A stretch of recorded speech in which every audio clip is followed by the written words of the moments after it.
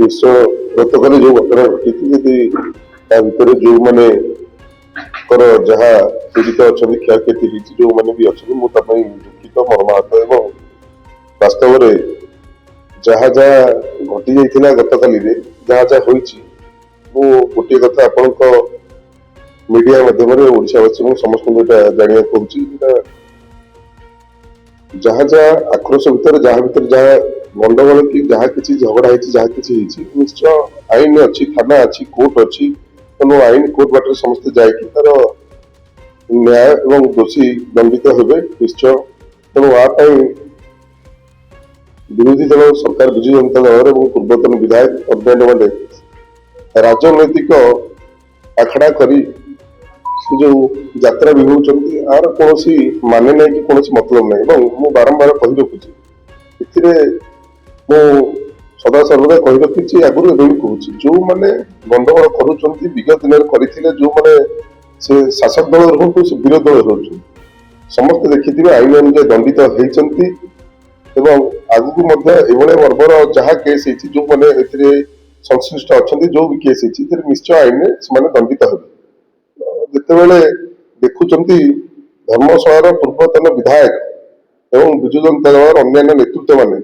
ଧର୍ମଶାଳାରେ ତାଙ୍କର ନା ଲୋକପ୍ରିୟତା ଆଗରୁ ଥିଲା ନା ଲୋକପ୍ରିୟତା ଏବେ ଅଛି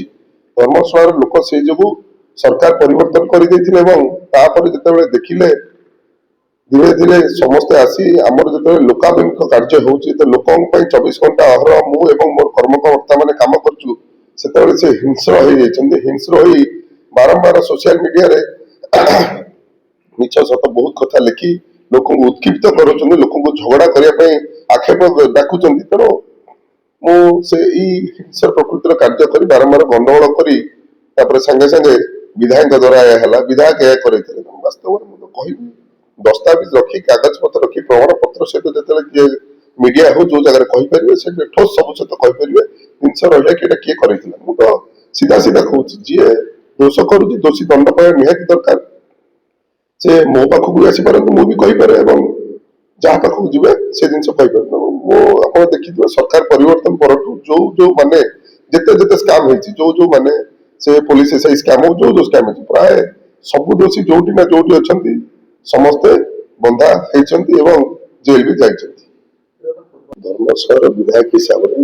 ଧର୍ମଶାଳାର ସମସ୍ତ ଜନସାଧାରଣ ମୋର ମୁଁ ତାଙ୍କର ଏଥିରେ କିଏ କାହାର କାହା ସମର୍ଥକ ସେମିତି କିଛି ନଥାଏ ଦଳ ନିର୍ବିଶେଷରେ ମୁଁ ଯେତେବେଳେ ନିର୍ବାଚିତ କରି ମୋ ସହିତ ଶତାଧିକ ହଜାର ହଜାର ବିଜୁ ଜନତା ଦଳ ଅନ୍ୟାନ୍ୟ ଦଳର ଲୋକ ଆସିକି ସାମିଲ ବି ହେଇଛନ୍ତି ଏବଂ ସେମାନେ କାର୍ଯ୍ୟ ବି କରୁଛନ୍ତି ହେଲେ ଏଠି କାହାକୁ କହିବା କିଏ କାହା ଲୋକ ତାଙ୍କ ଲୋକ ଥିଲେ କଣ ଥିଲେ କେମିତି ଚିହ୍ନଟ କରିବା ଏଇଟା ଗୋଟେ ମୁଁ ବାରମ୍ବାର ଆପଣ କହିବି ଏଇଟା ଗୋଟେ ରାଜନୈତିକ ସ୍ତରରେ ଯେତେବେଳେ ତାଙ୍କର ହ୍ରାସ ପାଉଛି ସିଏ ସେତେବେଳେ ହିଂସ୍ର ହଉଛନ୍ତି ଏବଂ ସେ ହିଂସ୍ର ଆକ୍ରୋଶରେ ସେ ସବୁବେଳେ ଏଇ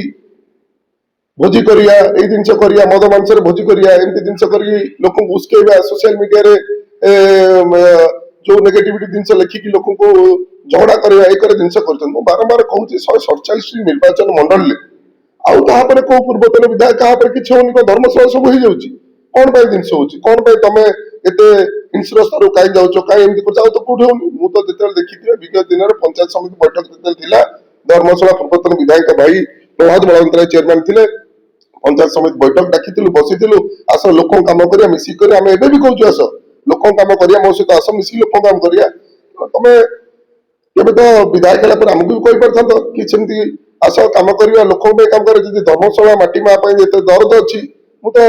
ବାରମ୍ବାର ଆପଣ ମିଡିଆ ମାଧ୍ୟମରେ କହିଛି ଆସ ଲୋକଙ୍କ କାର୍ଯ୍ୟ କରିବା ସେ ଆକ୍ରୋଶ ଭାବ ରଖି ଏ ଛଳନା କରି ଏ ଗଣ୍ଡଗୋଳ ନିଜ ନିଜ ଭିତରେ ସୃଷ୍ଟି କରି ଯାଇ ଏଇ ଟାଇପର ରାଜନୈତିକ ଧୂଆଁ ମସଲା ବାହାର କରିବା କୌଣସି ଯଥାର୍ଥ ନାହିଁ ତାପରେ ଯଦି ଆପଣଙ୍କ ସହିତ ଯାହା ବି ହେଲା କଣ ହେଲା ଏଇଟା ତଦନ୍ତ ପରେ ପୁଲିସ ନିଶ୍ଚୟ ଦୋଷୀକି ବି ଆରେଷ୍ଟ କରିବ ଆପଣ ଏଇଠି ଧର୍ମଶାଳା ଅଛି ଜେନାପୁର ଅଛି ଯାଜପୁର ଏସପି ଅଛି ଆପଣ ଏଇଠି ଏଫଆଇଆର ଦେଇପାରିଥାନ୍ତେ ଆପଣ ବିନା ଏଫଆଇଆରରେ ସେଠି ଯାଇକି ରାଜନୈତିକ ମସଲା କରି ଏବଂ ବିନା ପରମିଶନରେ ସେଠି ଡିଜି ଅଫିସ ଆଗରେ ଜବରଦସ୍ତି ଗୁଣ୍ଡାଗର୍ଦ୍ଦି ଭଳିଆ ସେଠି ଡାକି ବସି ଏ ପ୍ରହସନ କରିବା ଏଟା ସିଧା ସିଧା ଜଣା ପଡୁଛନ୍ତି ରାଜନୈତିକ ଯେତେବେଳେ ସ୍ତରରେ ତାଙ୍କର ହ୍ରାସ ପାଇଯାଇଛି ଲୋପ ପାଇଯାଇଛି ନିଜକୁ ସୋସିଆଲ ମିଡିଆରେ ହାଇଲାଇଟ କରିବା ଏବଂ ଏଇ ଲୋକମାନଙ୍କୁ ବଳିଦାନ କରିକି ନିଜର ପ୍ରହସନ କରିବା ଏଇଟା ଗୋଟେ ନାଟକ ଏଇଟା ଗୋଟେ ଢଙ୍ଗି ଚାଲିଛି।